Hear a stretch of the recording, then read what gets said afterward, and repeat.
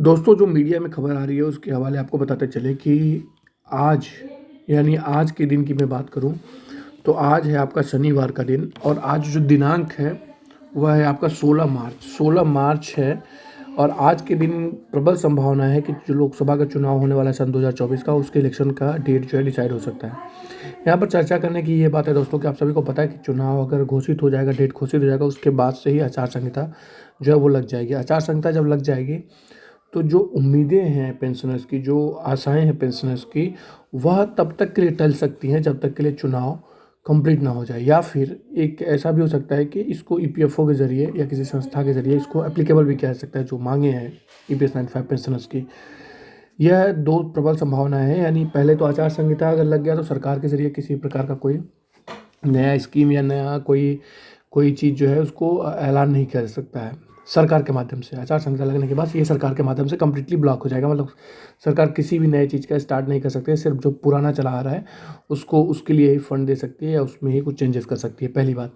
दूसरी बात है कि अगर संस्थाएं लेती हैं, जैसे ईपीएफओ जैसे संस्था हो गया, अगर वो इसमें इंटरफेयर करके ईपीएस एंड 5 पेंशन के मुद्दे के ऊपर जो है अपनी तरफ से कोई नोटिफिकेशन जारी कर सकता है, अपना कोई इन्हेंसमेंट के बारे में कह सकता है। लेकिन बहुत हद तक उम्मीद नहीं है कि ईपीएफओ ऐसा कुछ करेगा, क्योंकि ईपीएफओ जो है सीधी सीधी डिपेंडेंट है आपके मंत्रालय की तरफ, यानी वित्त मंत्रालय हो या फिर आपका जो है श्रम एवं रोजगार मंत्रालय है, इन सभी से की तरफ डिपेंडेंट है, इससे जुड़ा हुआ है। तो ईपीएफओ जहाँ तक उम्मीद है कि कोई भी फैसला नहीं ले पाएगा चुनाव के मध्य या फिर आचार संहिता लगने के बाद।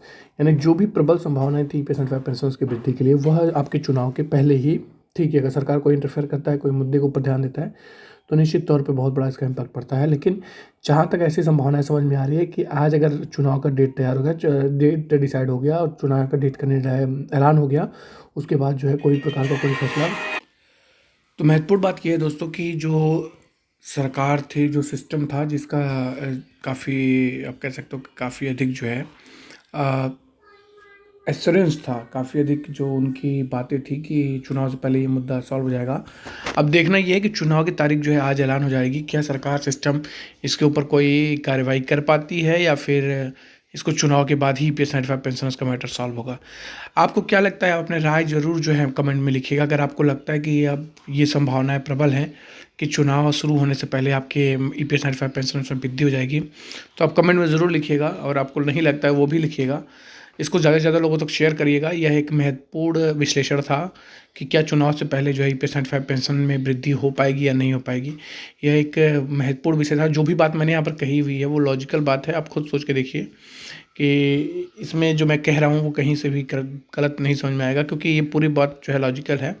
और ये सरकार सिस्टम जो है इसको अप्लाई नहीं कर सकती है, क्योंकि आचार संहिता जो है लागू हो जाएगा। अगर जैसे ही चुनाव का ऐलान होता है उसके तुरंत बाद जो है आचार संहिता लगने का नियम है। तो चुनाव का ऐलान खत्म होगा, आचार संहिता लग जाएगी, सरकार कोई भी प्रकार का किसी प्रकार का कोई नया इनिशिएटिव नहीं ले पाएगी। जो चीज़ चल रहा है सिर्फ वही चलेगा। इस वीडियो में यहाँ तक साथ देने के लिए आप सभी का बहुत बहुत धन्यवाद। नई जानकारी के साथ फिर हाजिर होंगे। अपने दोस्त को इजाज़त दीजिए। अपना बहुत ख्याल रखिए। धन्यवाद।